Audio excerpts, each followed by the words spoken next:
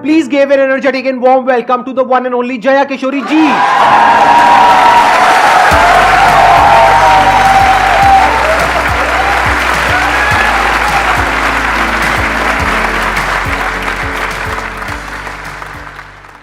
इनकी स्माइल में इतनी पॉजिटिविटी है, आई थिंक इनको कुछ बोलने की जरूरत ही नहीं है। अगर ये पूरे सेशन में यहाँ पर सिर्फ बैठ करके स्माइल करती रहे तो आई थिंक ये सेशन बहुत अच्छा हो जाएगा। इनका एक मोटिवेशनल चैनल भी है। इनफैक्ट आपकी कुछ वीडियोस देख करके मैं खुद मोटिवेट हुआ हूँ, and I am not kidding.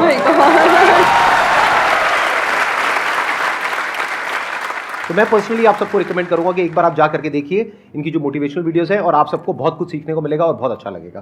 Thank you so much. और आपसे इंस्पायर होकर शायद हमने चैनल खोला है। तो मुझे तो लग रहा है मुझे मिल गया उसका अवार्ड कि आप उसको देखते हैं और सुनते हैं। थैंक यू सो मच, बहुत बड़ी बात है ये। यूट्यूब पे या इंटरनेट पे देखना एक अलग होता है, और जब आप फिजिकली वो चीज़ को फील कर सकते हैं, एक्चुअली एक ऑरा होता है, एक वाइब होता है, वो आपको फेस टू फेस ही मिल सकता है। तो आप सब बहुत लकी है, आज मैं भी लकी हूँ कि मुझे वो ऑरा, वो वाइब महसूस करने को मिल रहा है जो हम यूट्यूब पे ऑल टाइम देखते रहते हैं। और आज तो आप डबल लकी हैं क्योंकि मेरे साथ साथ आपको इनको भी सुनने का मौका मिल रहा है।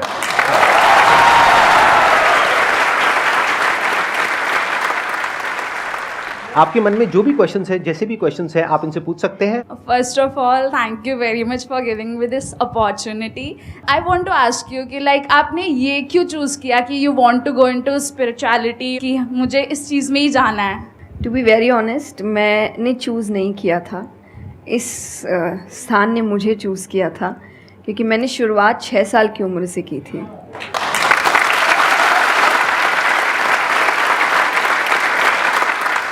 उसमें आपको पता ही नहीं होता है कि करियर क्या होता है, काम क्या होता है। तो मैंने कुछ भी सोचा नहीं था, मेरे सामने चीज़ें आती गई, मुझे अच्छी लगती गई और मैं करती गई। और इसीलिए मैं हमेशा कहती हूँ अपने अंदर के बच्चे को ज़िंदा रखिए, क्योंकि वो कभी भी ये नहीं देखता इससे मेरा फ़ायदा होगा, या उसको अच्छी लगती है चीज़ और वो करता है। तो मैंने वो बचपने में मुझे वो चीज़ अच्छी लगी और मैंने उसको किया, और फिर अपने आप ही सामने चीज़ें आती गई, चाहे फिर वो भजन आए, फिर कथा आई, मोटिवेशनल सेशंस आए, जो जो सामने आता गया और जो जो मुझे लगा कि मेरे बस की बात है, मैं कर सकती हूँ, वो मैंने किया। और फिर मुझे पता ही नहीं चला कि कब सिचुएशन कहाँ हो गई। जब मुझे समझने का मौका मिला कि चलो कुछ बनते हैं, मैं ऑलरेडी बन चुकी थी।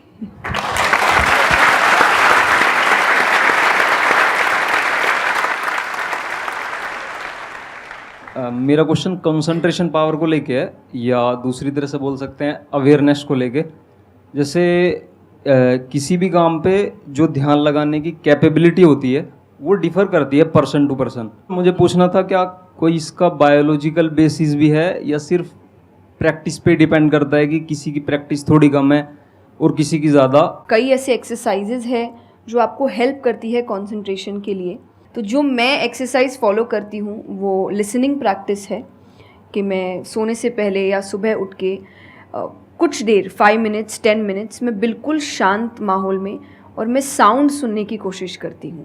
और ऐसा माना जाता है कि जिस दिन आपको 5 से ज़्यादा साउंड सुनने लग जाए, और 5 का मतलब हुआ कि ऐसा नहीं कि आपके घर में टीवी और मिक्सी और सब चल रहा है तो आप कहे कि अरे भाई 5 साउंड सुनाई दे दिए, नहीं। जब शांति हो तो वो एक बहुत अच्छी प्रैक्टिस है जो आपके दिमाग को हेल्प करती है किसी एक चीज़ पर ध्यान लगाने के लिए।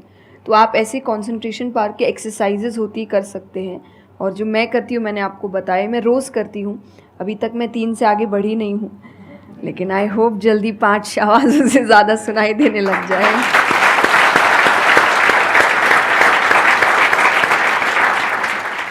बचपन से जो आपने किया अभी तक वो तो मैटर करता ही है। फॉर एग्जाम्पल, अगर आप बचपन से ही सिर्फ कंप्यूटर पर ही अपना टाइम पास कर रहे हो या मोबाइल पे, जो आजकल बड़ा कॉमन हो गया है, तो आपकी जो कंसंट्रेशन पावर है वो पैसिव वे में तो अच्छी होगी।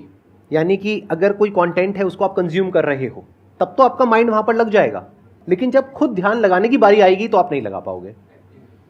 एक्टिव कंसंट्रेशन आप नहीं कर पाओगे। और वही आपका क्वेश्चन है कि जो अपनी एक्टिव कंसंट्रेशन पावर है उसको कैसे बढ़ाया जाए, यानी कि आप जब चाहे, जहां चाहे, जितनी देर के लिए चाहे उतनी देर के लिए अपना ध्यान लगा सके, और जब चाहे वहां से ध्यान हटा सके। इसी को कहेंगे ना कि एक्चुअल में आपका जो ध्यान है वो आपके कंट्रोल में है।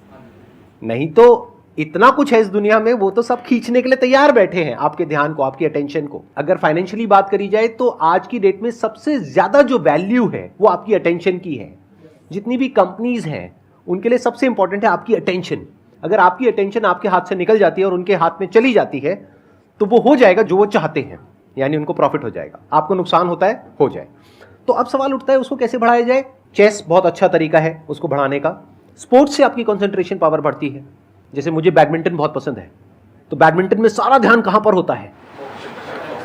शटल के ऊपर, और कोई थॉट माइंड में आ ही नहीं सकता, क्योंकि अगर वो आया तो शटल से आपका ध्यान हट गया और आप हार जाओगे। तो sports is another way of doing it. उसके अलावा जैसे इन्होंने बताया लिसनिंग, अगेन वेरी पावरफुल। बहुत तरह की साउंड्स हैं, बहुत तरह की वाइब्रेशंस हैं इस यूनिवर्स में, बट हमारा ध्यान नहीं है उसकी तरफ। कुछ ग्रॉस है, कुछ सटल है। तो जैसे जैसे हम सटल जाते हैं तो ऐसी बहुत सारी वाइब्रेशंस हमारी पकड़ में आती है जो नॉर्मली लोगों की पकड़ में नहीं आ पाती है। क्यों? क्योंकि उनका ध्यान दो जगह पे होता है, या तो इस दुनिया में जो कुछ हो रहा है वहां पे होता है, या फिर अंदर जो थॉट चल रहे होते हैं वहां पे होता है। इसके अलावा और कहीं नहीं होता है। तो उन वाइब्रेशंस को सुनने के लिए हमको कानों की भी जरूरत नहीं है। इवन विदाउट योर ईयर्स, अपने कान बंद करके भी आप सुन सकते हो उन साउंड्स को। तो शुरुआत वहां से करो, धीरे धीरे आप देखोगे आपका जो ध्यान है वो आपकी पकड़ में आने लग जाएगा।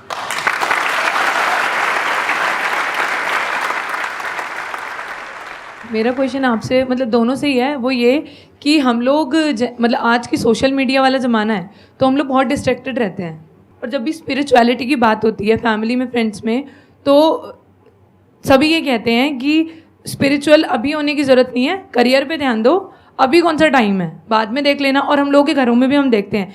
तो मैम ये चीज़ कैसे, मतलब उनको कैसे समझाई जाए कि ये चीज़ कितनी इम्पॉर्टेंट है और उसकी इम्पोर्टेंस क्या है? मेरे हिसाब से, और आई थिंक मेरे क्या पूरी दुनिया के हिसाब से, जो भी स्पिरिचुअलिटी को ठीक से समझता है ये यंग एज प्रोसेस ही है। जैसे अगर आप रिलीजियस वे में भी सुने तो भगवान को हम कुछ भी चढ़ाते हैं वो फ्रेश होता है। प्रसाद है, फूल है, कुछ भी एक दिन दो दिन पहले नहीं होता। तो हम खुद इतने पुराने होके क्यों फिर अपने आप को चढ़ाते हैं? जब आप रिजिड हो चुके हैं, जब आपको आगे कुछ काम खास करना नहीं है, आप रिटायर हो चुके हैं, तब आप उस स्पिरिचुअलिटी का करेंगे क्या? आपकी लाइफ में कोई चैलेंजेस होंगे ही नहीं जब सामना करने के लिए। तो स्पिरिचुअलिटी मतलब सिर्फ पूजा पाठ नहीं होता। मंत्र, जैसा मैंने लिसनिंग एक्सरसाइज बताई, वैसे ही मंत्र चैंटिंग भी एक बहुत बड़ी एक्सरसाइज है कि आप मंत्रों का उच्चारण करते हैं मेडिटेशन में, क्योंकि जो पावर, जो वाइब्रेशंस वो साउंड रखते हैं वो आई थिंक दुनिया में और कहीं नहीं है। तो वो आपके करियर के लिए, कंसंट्रेशन पावर के लिए, कॉन्फिडेंस के लिए, मेमोरी पावर के लिए, सबके लिए बहुत अच्छा है। तो आपको यही समझाना है कि आप स्पिरिचुअलिटी का मतलब, एक तो पहले ये पर्सपेक्टिव हटा दें कि हम सब त्याग देंगे, हम सब छोड़ देंगे। ऐसा कुछ भी नहीं होता। गीता जी में स्पिरिचुअलिटी का ज्ञान उसको दिया गया है जिसको आगे जाके राजा बनना है। अर्जुन को, उसके पास क्या लग्जरी नहीं है, राज्य नहीं है, पैसा नहीं है, क्या नहीं है। तो अध्यात्म का मतलब कभी भी नहीं होता सब कुछ छोड़ देना, सबके बीच रहना है, पर इस तरीके से रहना है कि वो आप पर हावी ना हो हर चीज़। यही आध्यात्म है, यही स्पिरिचुअलिटी है कि बाहर की चीज़ें यहाँ ट्रबल ना कर सके, बस इतना ही करना है।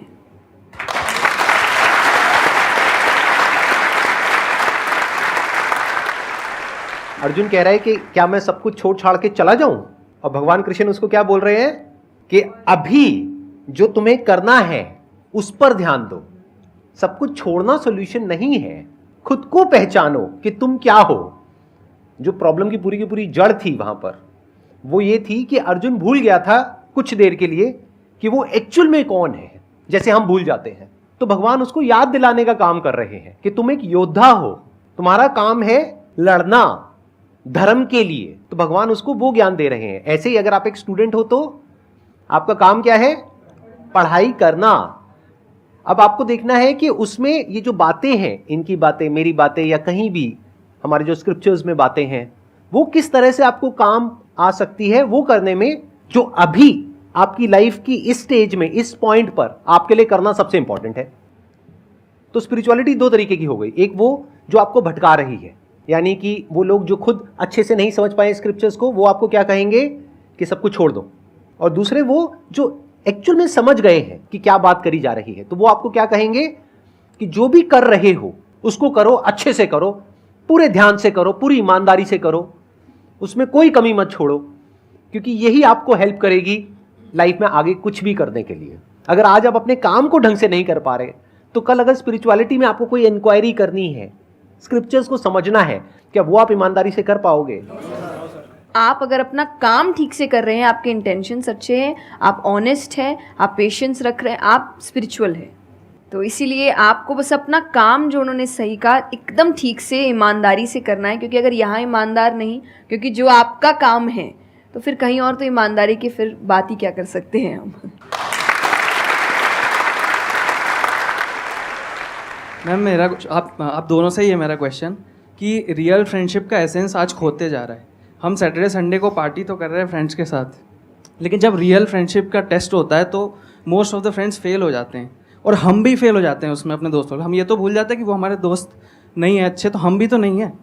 तो ये चीज़ हम रियल फ्रेंडशिप को आज कैसे वापस उसके एसेंस को रीजनरेट करें और खुद भी दूसरों के अच्छे दोस्त बने। दोस्ती बहुत बहुत ज़रूरी होती है, और इस पे भी मेरा एक छोटा सा वीडियो है कि आप फ्रेंड्स को आइडेंटिफाई कैसे करें, या वही जो क्वालिटीज़ है वो खुद में भी कैसे लाएं। तो सबसे पहली क्वालिटी यही है कि हम जो सिर्फ सैटरडे संडे जिन दोस्तों से पार्टी करने के लिए मिल रहे हैं, वो आपके दोस्त नहीं होते हैं। वो आप बस एंटरटेनमेंट के लिए, आपको मस्ती करना है, मज़ा करना है, तो आप मिल रहे हो।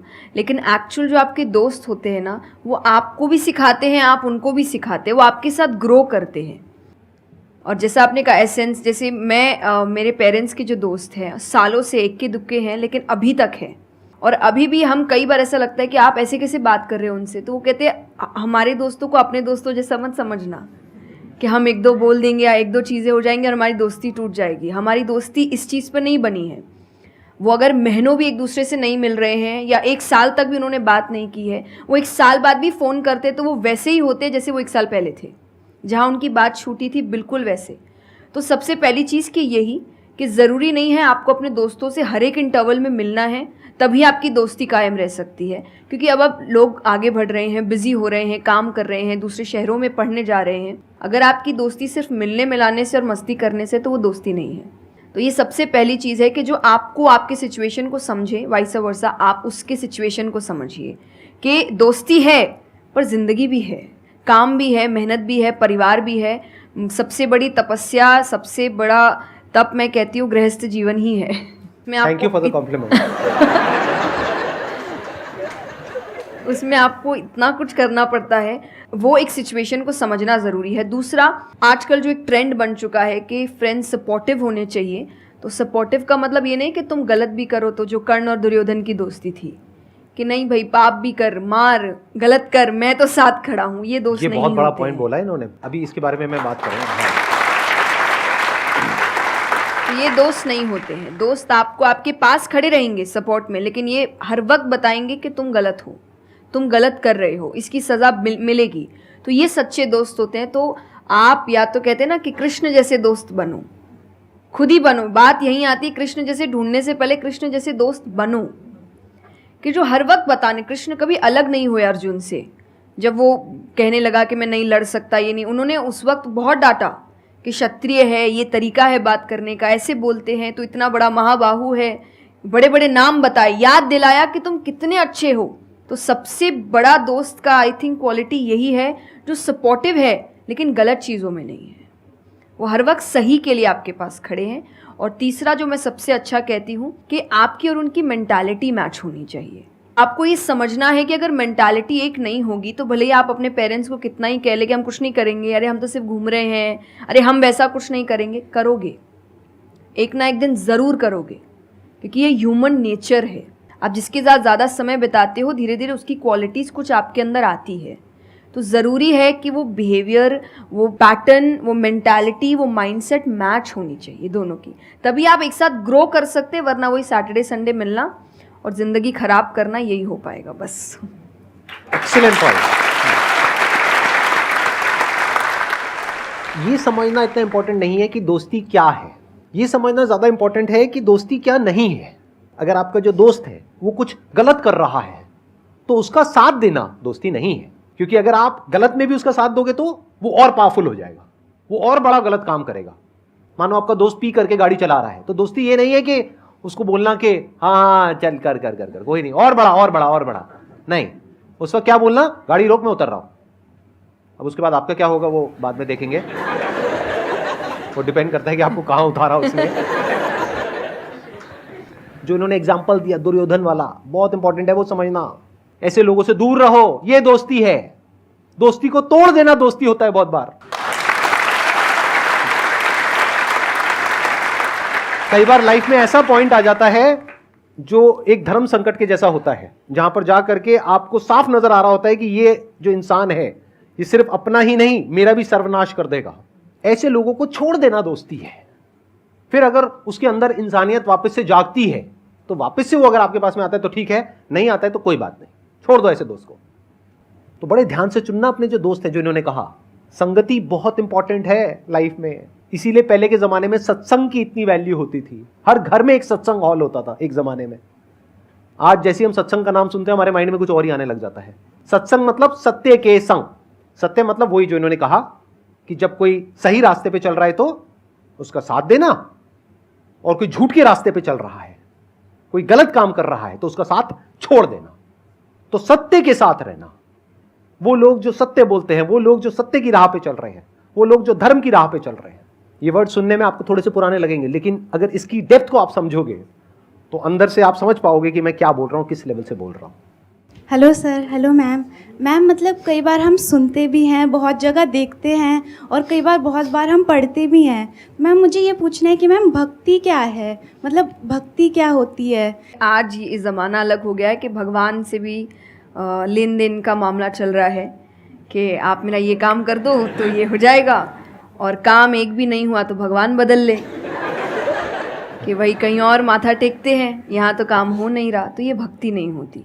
तो एक तो जो परसेप्शन भक्ति का बन गया है कि भजन कीर्तन पूजा पाठ कर लिया और भक्ति हो गई। भक्ति का असल मीनिंग है सरेंडर, समर्पण।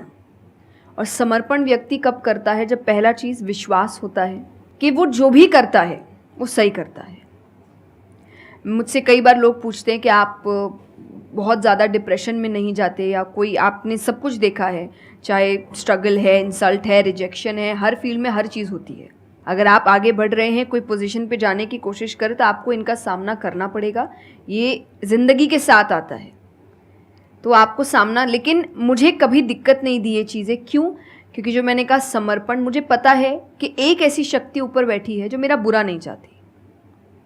तो कई बार बुरी चीज़ें भी मेरी ज़िंदगी में हो रही है, मुझे पता है वो मेरे अच्छे के लिए है क्योंकि वो कर रहा है। तो ये समर्पण, ये भक्ति है।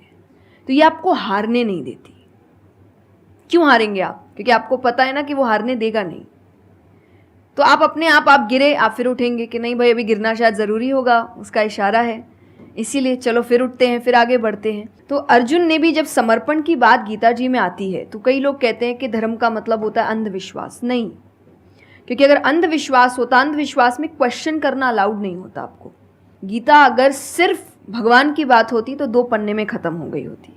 ये दोनों के बीच की बात है जिसमें अर्जुन ये जानते हुए कि सामने कौन खड़ा है, क्वेश्चन करने की तो कोई सवाल ही नहीं था वहाँ पर कि भगवान लड़ने बोल रहा है, क्या क्वेश्चन करना, पर उसने कंटिन्यूअसली क्वेश्चंस किए हैं। पर उसका भी नाम आया था समर्पण, कि वो समर्पित होकर क्वेश्चन कर रहा था कि ये जो खड़ा है ये मेरे हर सवाल का जवाब जानता है, ये मुझसे कभी कुछ गलत काम नहीं कराएगा। लेकिन इसका मतलब ये नहीं कि मैं अपनी जिज्ञासा बाहर नहीं निकालूंगा, मैं अपने क्वेश्चंस पूछूंगा। तो भक्ति का अर्थ यही होता है कि पहला निष्काम होता है। क्या फ़ायदा मत ढूंढिए कि मेरा काम नहीं हुआ तो भगवान है ही नहीं। भाई भगवान कहाँ है? भगवान होते तो ऐसा होता क्या? वो तो इंसान है इसीलिए ऐसे हो रहे काम। भगवान ने तो सबको देखे, बच्चा तो मासूम ही होता है, बड़े होके ख़राब हो जाता है। कोई बच्चा गलत आपने देखा है क्या? छोटा सा बच्चा ही डॉन बनने के बारे में सोच रहा है, वो तो बच्चा ही होता है, मासूम होता है, सच्चा होता है। तो भगवान इसलिए कहते हैं बच्चे भगवान का रूप है, क्योंकि वो एकदम प्योर होते हैं। बड़े होने के बाद हम काम खराब करते हैं और नाम फिर हम भगवान का देते हैं, क्योंकि हमको इल्ज़ाम लगाने के लिए लोग चाहिए। ये फेलियर्स के लिए भी, आप फेलियर्स के लिए भी हम कहते हैं मेरा काम अच्छा नहीं था, मेरा समय अच्छा नहीं था, मुझे पेरेंट्स ने सपोर्ट नहीं किया, मेरे पास ये नहीं था। वरना अगर देखा जाए इन्हीं सिचुएशन में कई लोग हैं जो काम करके आगे बढ़ जाते हैं। तो करने वाला तो कर लेगा, नहीं करने वाला इल्ज़ाम लगाएगा। तो वो इल्ज़ाम अभी हमें ऐसे दिखता है एक ऐसा कोई है जो सामने तो खड़ा नहीं है, भगवान लगाओ इल्ज़ाम। एक फ़ोटो है ना इंटरनेट पे कि एक भगवान खड़े, छोटी बच्ची खड़ी है, छोटी बच्ची के हाथ में एक टेडी बेयर है, तो भगवान वो मांग रहे हैं और वो बच्ची बोली मुझे बहुत अच्छा लगता है, मुझे नहीं देना। उसको नहीं पता कि भगवान के पास पीछे एक बड़ा सा टेडी बेयर रखा है और भगवान उसको कह रहे कि बस दे दो और मुझ पे विश्वास रखो कि वो दे दो छोटी चीज़ जो तुमसे आपको वो बुरी लग रही है उस वक्त कि मेरे साथ गलत हो गया या मेरा छोटा काम नहीं हुआ, मैंने तो इतनी पूजा की थी, इतना काम किया था, शायद तुम उस काम के लिए नहीं बने हो, तुम और बड़े चीज़ के लिए बने हो। तो निष्काम क्या है कि आपकी भक्ति निष्काम है, स्वार्थ से नहीं बनी है, तो भक्ति आगे बढ़ेगी। दूसरा सरेंडर, कि मेरे हर सवाल का उत्तर सिर्फ उसके पास है। तो ये दो चीज़ें भक्ति बनाती हैं।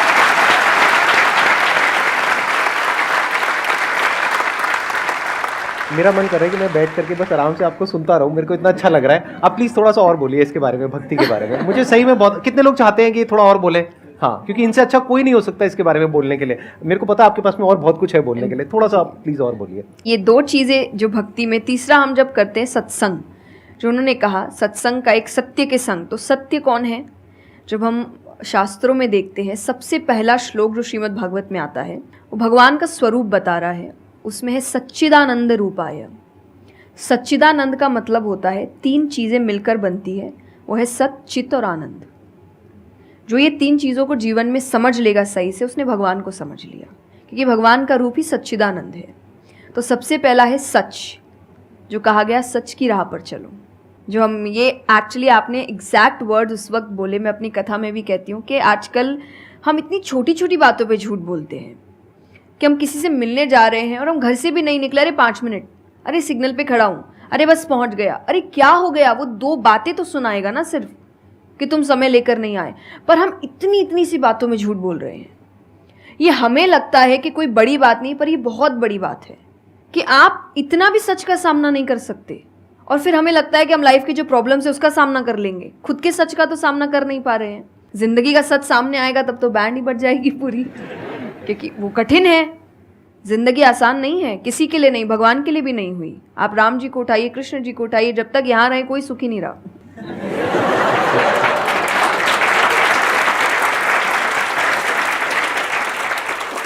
तो सुखी तो कोई नहीं रहा यहाँ पर, आपको सुख खुद ढूंढना पड़ता है, आपको अपना जीवन खुद निकालना पड़ता है अपने चॉइसेस को लेकर। तो इसीलिए पहला सत है।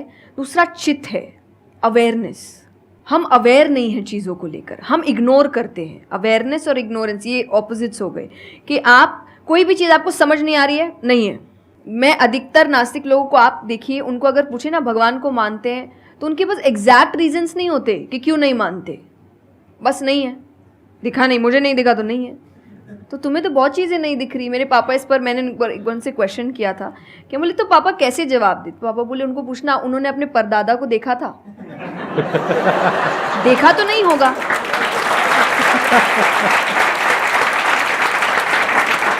सुना है, दादा से सुना है, पापा से सुना है कि थे, मैंने तो नहीं देखा, तो मैं बोल दूं वो थे ही नहीं। कुछ तो सच्चाई होगी, उसको ढूंढने की कोशिश करो। मैं धर्म के लिए हमेशा कहती हूँ कि आपको ढूंढना पड़ेगा। भगवान, मेरे पापा ने मुझे एक बात कही थी, भगवान मानने की चीज़ है, जानने की नहीं। जानना क्या होता है? पहले इस्तेमाल करें फिर विश्वास करें।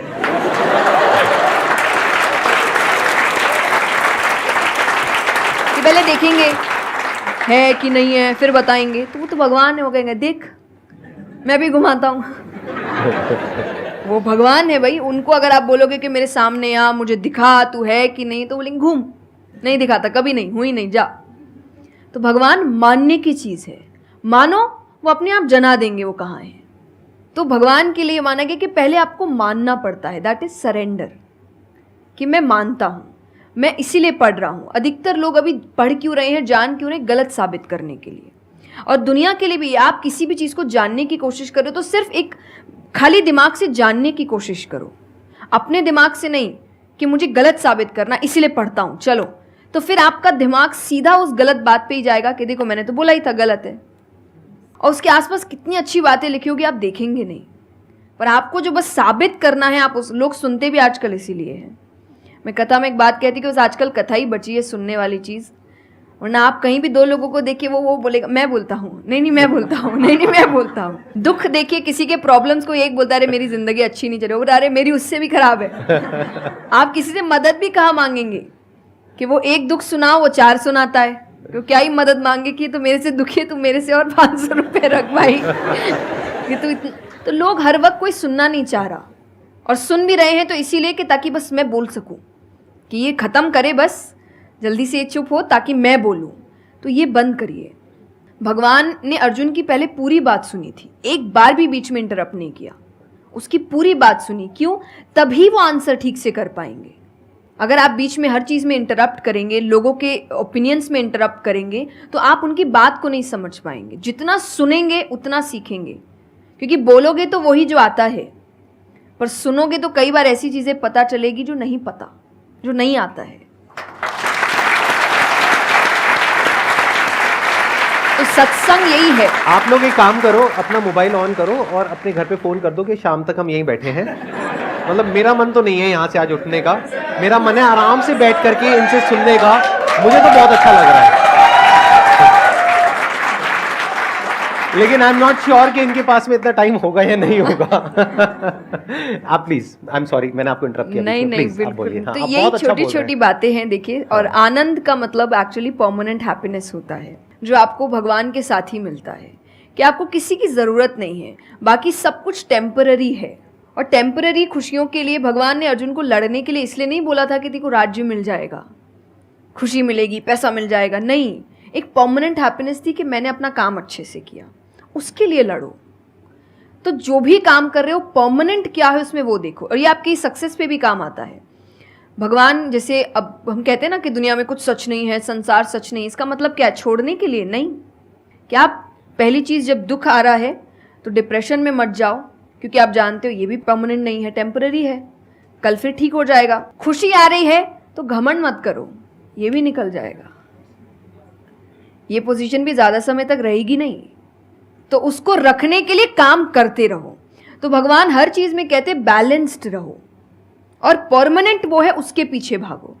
तो आप अपने आप ही जो दिखावे की दुनिया है, करते हम सब है और सब कुछ करना चाहिए लाइफ में, सब एंजॉय करिए, पर अगर उसको जानते हुए करोगे कि परमानेंट नहीं है, तो जैसा मैंने कहा वो यहाँ जाएगा नहीं।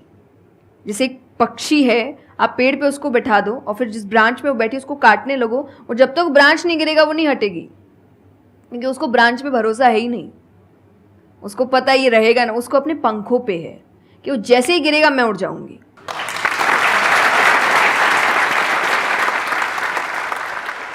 एक सॉन्ग अगर आप प्लीज, उस पे हम एंड कर सकते हैं सेशन को। हाँ, अगर आपको कोई प्रॉब्लम ना हो तो। हाँ प्लीज।